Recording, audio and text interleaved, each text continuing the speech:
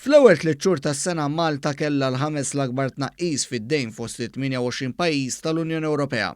Dan joħroġ minn ċifri tal-Uffiċċju tal-Istatistika tal-Unjoni Ewropea, il-Eurostat, li tat ħarsa lejn id-dejn kollu li għandhom il-pajjiżi Ewropej.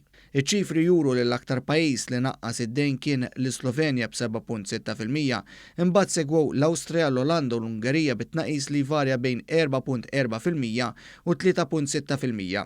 L-aktar pajjiżi li żiedu d-djun kienu Ċipru b'żieda ta' 12%, il-Greċja b'żieda ta' ftit anqas minn 5% u l-Latvja u l-Italja b'żieda ta' 1.7% u 1% rispettivament.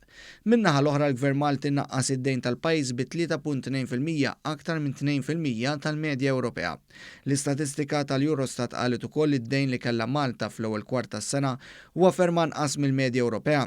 Fil-fatt, filwaqt li l-medja Ewropea kienet ta' kważi 90% tal-prodott domestiku gross, il-proporzjon tad-dejn f'Malta mqabbel mal-ġid nazzjonali kompla jonqos u issa niżel għal 46%.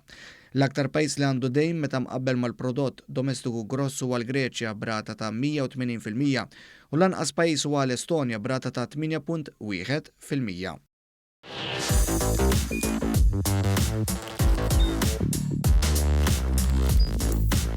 Idħol fuq one.com.mt u hemmhekk tista' tara l-programmi kollha li jxandru fuq One permezz ta' One Play.